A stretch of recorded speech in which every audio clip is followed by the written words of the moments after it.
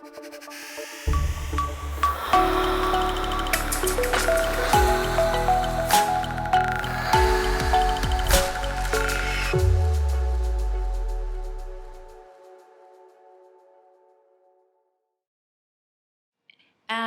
would say, so, as Stacey, as you said, I work for Woolworths Supermarkets, so I get the really lucky, privileged role of working with quite a lot of team members who have been on the front line of COVID for some time now. And in Queensland, we've got over 30,000 team members at the moment in our supermarket stores, which hopefully many of you, if not all of you, shop in our stores and have met and spoken to lots of them before.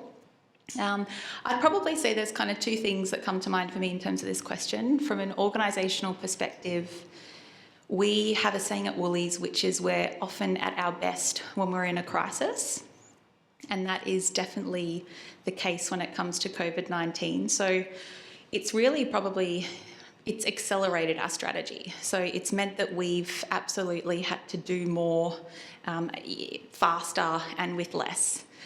So in terms of, if you think about online growth and how many customers now want to buy their groceries online, what that means in terms of new roles that we've had to design, new policies, new frameworks, how do we keep our team safe, how do we manage the customer demand, and also how do we do that with less time, because you don't get much notice when a lockdown is going to happen.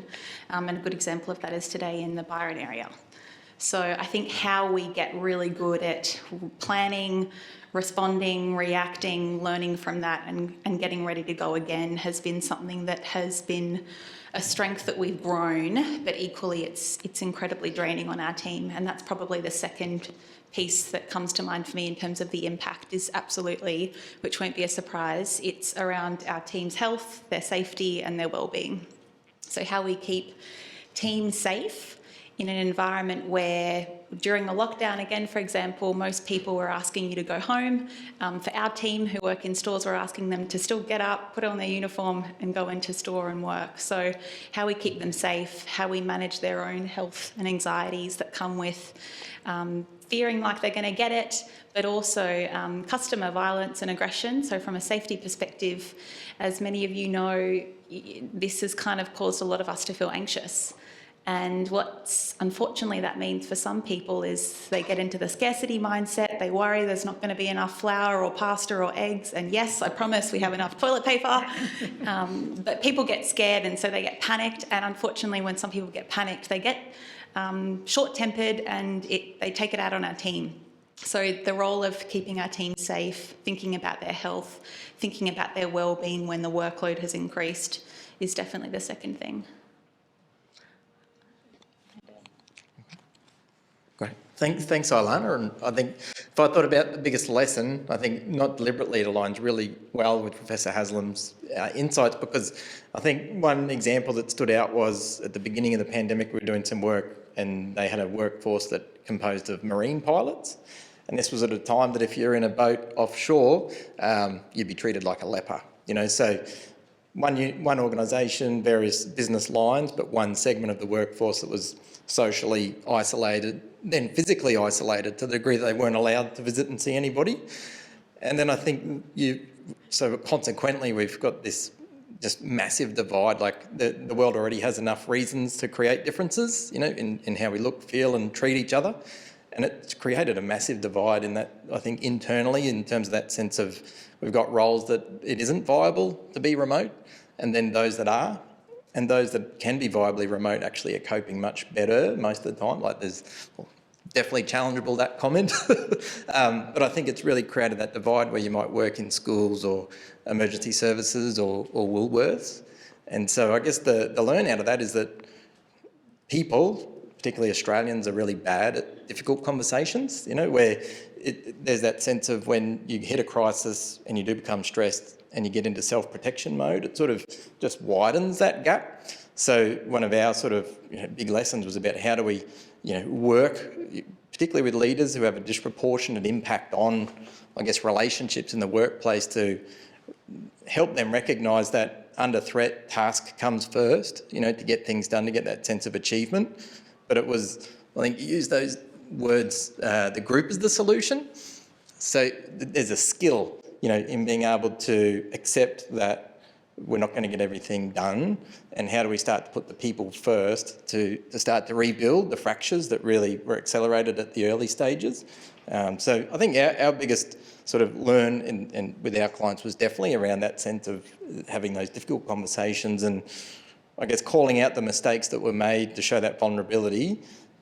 And the word that really resonates with us as a team in our business and then our clients that choose to work with us is psychological safety, where you can't argue with physical safety and it's pretty hard to argue with psychological safety as well. So that was a really great foundation to work from too. Thanks.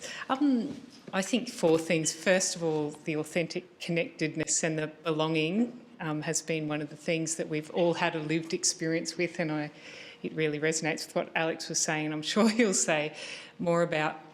The second thing I think is this massive schism in the employee-employer relationship, the shock that's come with employees suddenly having really very real reliance on their employer for dignity, economic support, a whole heap of other supports that in many cases employers actually couldn't provide because they were struggling themselves. So this real situation where we have a massive proportion of the working population that suffered this psychological contract breach, that then they're all in this situation about thinking, do I still want to work for this organisation anymore?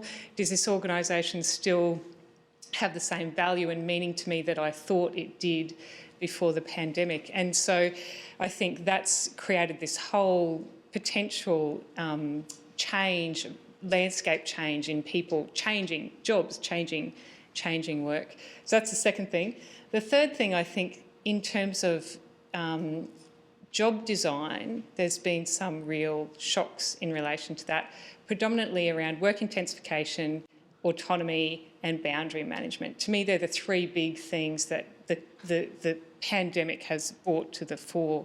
So, there was a massive global study by Harvard Business Review that came out beginning of this year that said 89% of people said their working life is worse, 85% said that their well-being at work was worse, and 59% said that their job demands had gone through the roof. So this real work intensification that was happening anyway, but it's happening more and more, that's combined with this sense of autonomy. So people have schedule autonomy, they're working from home, they can work through their lunch breaks, they can work in their commute time, and they're doing that.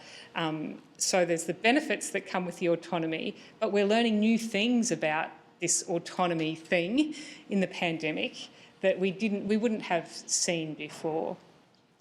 And that places a whole heap of challenges around boundary management that's related to that. And the last thing that I want to talk about, which I think is one of the most significant impacts, is mental health has come to the fore. So the community is more interested in it, employers are more interested in it. All of us have lived through the time where really it was a research push to kind of try and get industry to do something in this space because we knew the research was telling us that things needed to be done. Whereas now we're in a situation where there's a real industry pull, where industry's saying, please help us, we need to be better at this, but we don't know what works. And I think related to that is this massive saturation of the field with a whole heap of people who don't have expertise, who are offering services out there to industry, and I think that's something that's a real risk.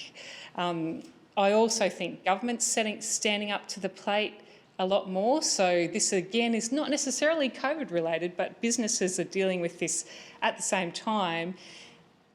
During this year, International Standard 45003 on psychosocial risks has come out, giving global guidance about what employers should do to better manage psychosocial hazards associated with work, which puts a whole heap of compliance pressures on organisations.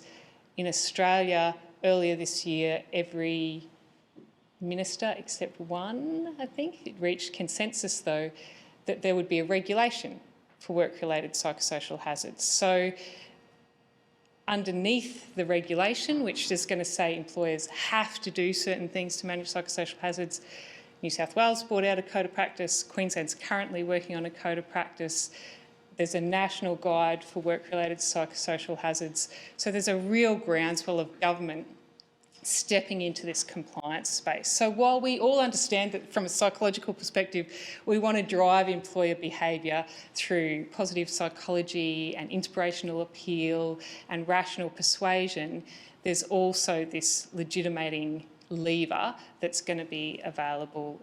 Whether we use it or not is a different thing.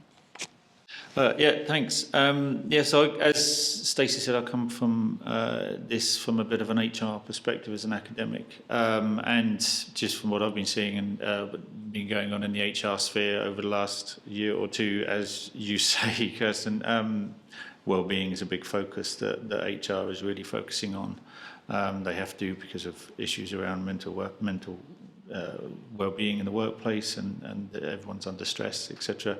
But there's also HR is under stress as well, because they're having to work a hell of a lot harder on these kind of issues, and so that's been kind of quite interesting. So just to watch that unfold. But there's also another development that seems to have happened over the last year or so, which is happening before COVID to a degree, was the analytics work and digital interactions with the workplace, and how HR is changing, how it kind of builds its interaction space with employees, and there's much more of a push on having a digital online type interface with employees, which has been quite an interesting development in terms of changing that relationship between employees and the work and the organisation.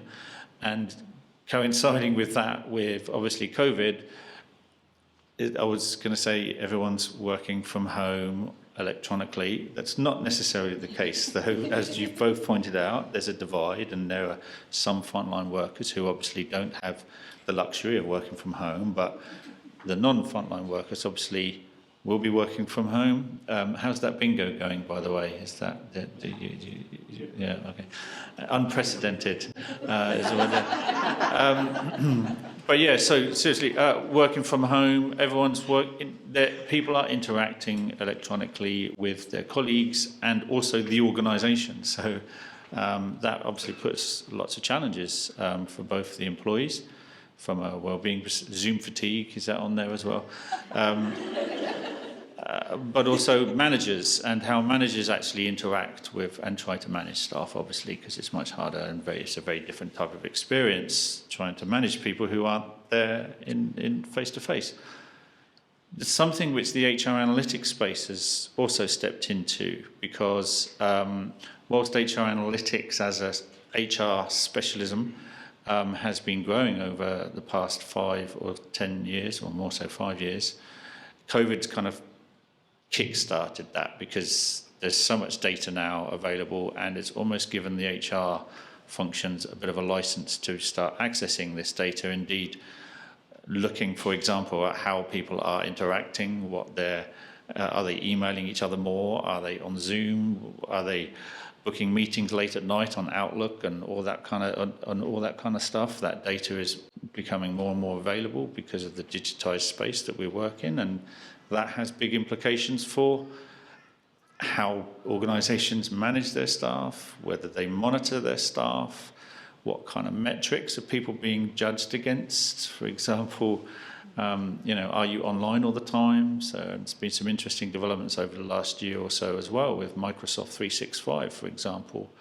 introducing as part of their suite a productivity score that basically gives an indication of how active people are on these Microsoft suites. So there's some really interesting changes been going on. Obviously, HR analytics as a space has started to do other things as well. For example, do some passive network analysis to see how people are interacting and emailing with each other. But they're also doing it active as well, like sending surveys to people and ask, okay, who are you interacting with, to try to find out how people are communicating now, which is very different than what it was before. So it's quite an interesting space from a HR analytics space, but I realise I've been talking on it for a while. But so Zoom fatigue, unprecedented. Don't give it all away, man. Could you pass that back down to Alex? Yeah, so just to, I mean, I think all of the above. I think I would. The only thing I would say as a meta point, in addition to the things I said before, is that I think the people are looking for integrated solutions to all these problems. It's one thing to pick up, yeah, we've got a mental health thing, we've got a followership thing and a compliance thing. I think it's another to get pulled through on all those policies. And I think the organisations that are going to do well are going to have joined up thinking, joined up policy across those different registers, if you like, the different indices. And I think actually the organisations that we work with, yeah, they're looking for that. They're looking for the approach that's going to provide a language, a logic that they can make sure that their well-being policy is aligned with their leadership development policy and. And I think coming into the pandemic, a lot of organisations weren't thinking in that joined up way, which was was a vulnerability. But I think this is forcing that connectedness too. I should just say too, I forgot the last slide of my talk, which was just to thank all the wonderful people who contributed to it in the room. But one of the big projects that we've been doing through the pandemic has been testing 5R, as I said, in Fletcher Building, and a lot of with the master students in a group thesis. And precisely their thesis is around picking up these different dependent variables: psychological safety, followership compliance, organisational citizenship, and showing that they are indeed all hanging together in the ways that we would anticipate. But again, I think the future for organisational psychology is that joined up thinking translating into really joined up initiatives, and I think that is going to be the antidote precisely to the kind of snake oil stuff that's out there, of which there's a real proliferation of, and there's some really scary people, I think, coming up on looming large on the radar there. And I think as a profession, I don't want to be kind of like too militant about it, but I think we really need to be policing that and really making sure that people are held to accounts vis-a-vis, the empirical evidence base for the stuff that they're trying to sell, because I think now more than ever we can't afford to get this stuff wrong.